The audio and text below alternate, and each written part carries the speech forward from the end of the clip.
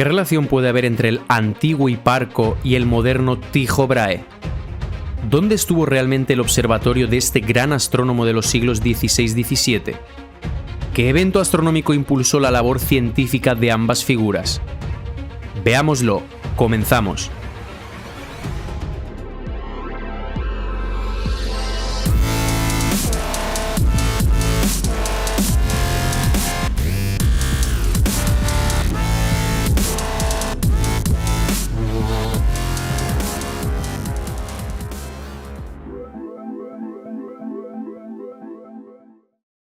Hola alumnos de Scaliger y Petavius, ¿preparados para desaprender y reaprender?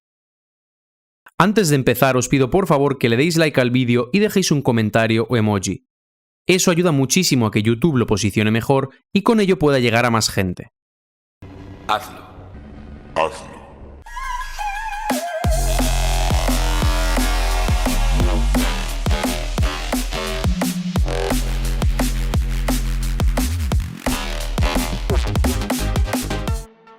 Si tenemos en cuenta que el Almagesto es una obra creada en el tardomedievo y finalmente modificada y editada en el siglo XVII, entonces su presunto autor, al que seguiremos llamando Ptolomeo por comodidad, debió ser un científico del siglo XVII. Pero entonces surge la siguiente pregunta. ¿Quién fue el también presuntamente antiguo Hiparco? Muy buena pregunta. En opinión del equipo científico del proyecto Nueva Cronología, el antiguo Hiparco, que supuestamente vivió en el siglo II a.C. según la cronología scaligeriana, es, en gran medida, un reflejo fantasma del famoso astrónomo danés del siglo XVI Tycho Brahe. Si todavía no sabéis qué es eso de cronología scaligeriana, aquí tenéis el vídeo en el que introduzco brevemente el tema. A principios del siglo XVII, al llenar la lejana antigüedad con duplicados fantasma de acontecimientos medievales y al editar el Almagesto, los historiadores scaligerianos bifurcaron también al astrónomo Tycho Brahe. Como resultado, una de las versiones de su biografía fue lanzada lejos hacia el pasado y alumbró allí, sobre papel se entiende, un espejismo, concretamente al gran astrónomo antiguo Hiparco. Como veremos en una de mis futuras series de vídeos titulada Vaticano, en la biografía de Hiparco entró también información sobre un astrónomo del siglo XI. Veamos muy brevemente los paralelismos entre lo que sabemos de Tycho Brahe e Hiparco. Atención guionistas, que aquí hay película. 1. Ambos se consideran los grandes astrónomos de su tiempo. La diferencia entre las fechas de sus respectivas biografías es de más de 1700 años. Se trata prácticamente de la misma cantidad de años que la que compone el corrimiento cronológico de 1780 años, descubierto por el académico y matemático ruso Anatoly Timofeyevich Fomenko, padre de la nueva cronología, usando métodos empíricos matemático-estadísticos que ya expliqué en anteriores vídeos. Este corrimiento se denomina greco-bíblico, puesto que los cronólogos scaligerianos hacían casi 1800 años más antiguos principalmente los acontecimientos históricos griegos y bíblicos. Si todavía no habéis visto mi serie de vídeos dedicada a estos métodos matemáticos, os recomiendo encarecidamente que lo hagáis. Por cierto, la propia biografía de Tycho ha llegado hasta nosotros en forma editada, es decir, pasada a través del filtro o, mejor dicho, la censura del siglo XVII.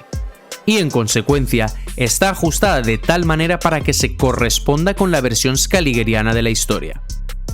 2.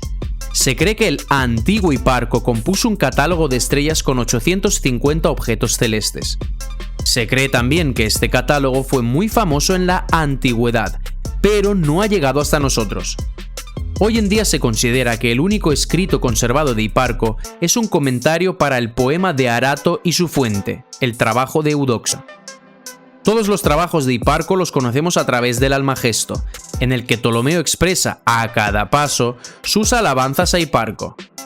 De esta manera, el catálogo estelar de Hiparco con 850 estrellas descritas supuestamente no se ha conservado. Del mismo modo, Tycho Brahe también compuso un catálogo con 777 estrellas.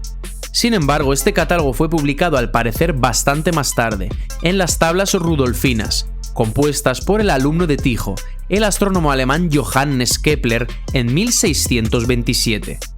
Estas tablas se usaron durante casi 100 años para los precálculos de las posiciones del Sol, la Luna y los planetas. En este libro se presenta un catálogo de 1005 estrellas, en cuya base se puso el catálogo de casi 800 estrellas de Brahe. Se cree que Tycho fabricó un gran globo celeste, en el que puso el cinturón zodiacal, el ecuador y la posición de 1000 estrellas, cuyas coordenadas fueron determinadas durante los años de observación de Brahe. Esta auténtica maravilla de la ciencia y el arte, por desgracia, se quemó en un incendio de la segunda mitad del siglo XVII. 3.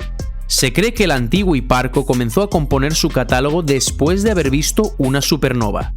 De esto nos habla en particular el antiguo escritor romano Plinio el Viejo, a quien los historiadores caligerianos ubican en el siglo I a.C.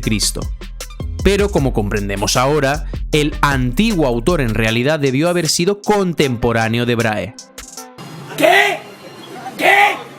Acerca de la presunta antigüedad de las fuentes clásicas y su datación y autoría real, os he hablado en varios vídeos anteriores. Del mismo modo, Tycho también observó una supernova, concretamente el 11 de noviembre de 1572. Fue una explosión de tal magnitud que fue más brillante que Venus y se podía ver incluso de día. Se pudo observar a ojo desnudo sin ningún tipo de aparato durante 17 meses. 4. El antiguo Hiparco construyó un observatorio en la isla de Rodas. Sin embargo, no se conocen ningunos detalles al respecto.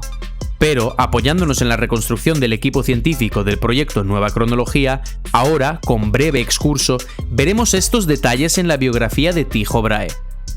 El astrónomo danés construyó un observatorio astronómico en la isla de Hven o Ven. Este observatorio, situado a 20 kilómetros al noreste de Copenhague, se llamó Uraniborg, Castillo de Urania, nombre con el que los antiguos romanos llamaban a la diosa del cielo. Estas instalaciones fueron dotadas con precisos instrumentos goniométricos. Pasados unos años fue construido el observatorio de Stjerneborg, o Castillo de Estrellas. Los aparatos con los que se dotaron dichas instalaciones fueron emplazados bajo tierra para protegerlos de las inclemencias del tiempo. Así pues, la isla de Hven se convirtió durante más de 20 años en un centro astronómico de importancia global. La gloria del observatorio de Uraniborg y de su creador se difundió por toda Europa. Llegaron alumnos y ayudantes de todo el continente, deseosos de aprender y cualificarse. Se cree que la financiación de toda esta actividad corría a cargo de los modestos medios del gobierno danés. He aquí una imagen que muestra un viejo grabado de 1665 que representa las observaciones de Tycho Brahe y otro grabado de 1660-1661 que representa el sistema del universo según Tycho Brahe. Sin embargo, el observatorio de Tycho Brahe no se ha conservado.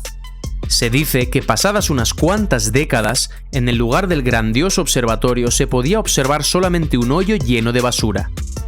Tiempo después, en la isla de Hven, se construyó un bonito museo dedicado a Tycho Brahe. ¿A dónde fue a parar el famoso observatorio? Esa es la gran pregunta. Nos dicen que fue destruido hasta los cimientos.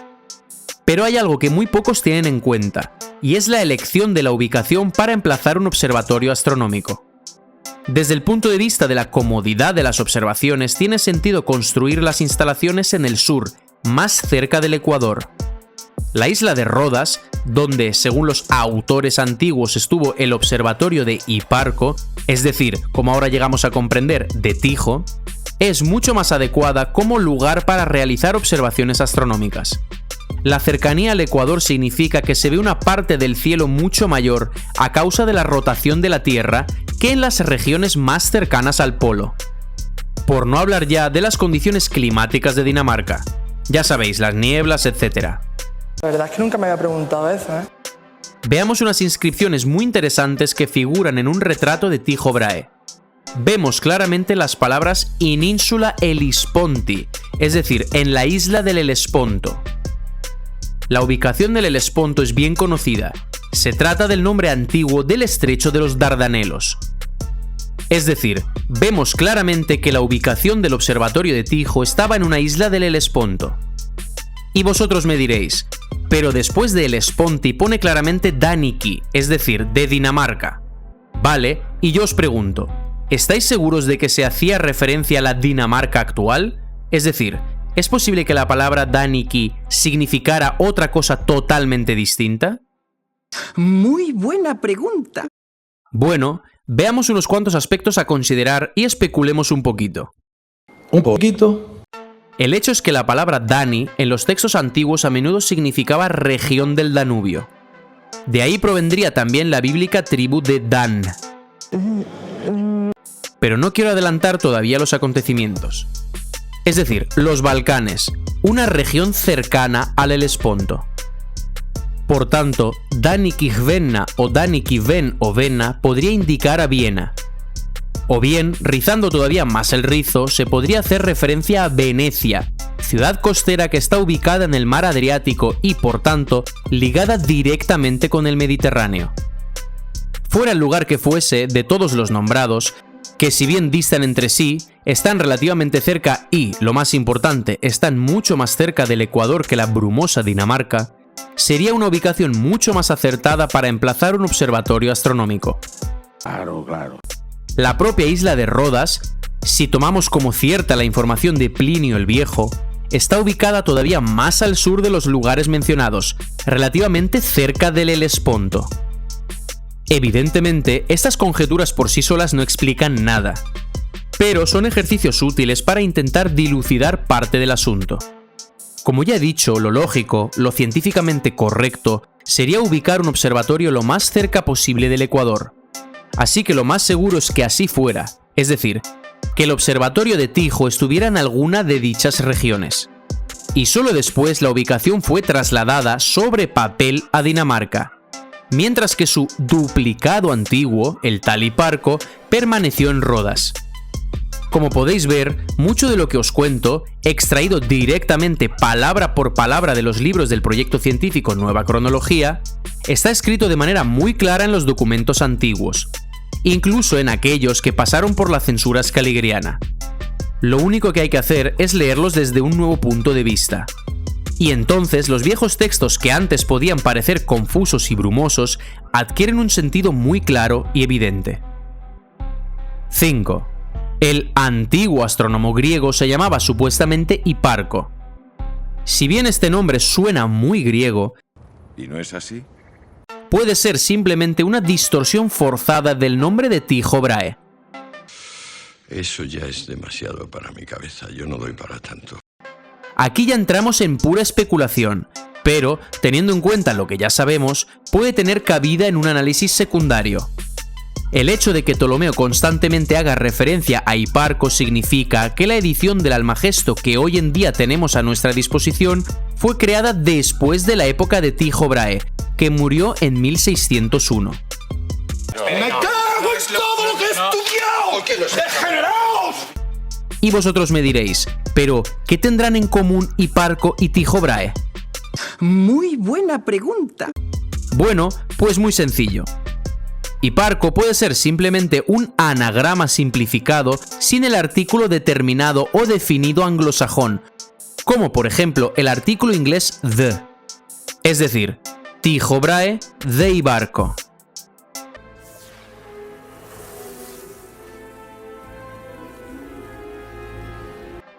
Si eliminamos el artículo y dejamos solamente el nombre resultante, obtenemos Hibarco. La Y puede convertirse fácilmente en I latina, mientras que el fonema B puede convertirse en P de una manera igual de sencilla. Evidentemente, este juego de palabras por sí solo no demuestra nada en absoluto. Pero, a la luz de todo lo que la ciencia revela acerca de la cronología real de la historia de la ciencia, se convierte en una herramienta auxiliar relativamente útil para visualizar mejor el quid de la cuestión. Y esto ha sido todo por hoy. Muchísimas gracias por vuestra atención. Nos vemos en el siguiente vídeo. Hasta la próxima, amigos.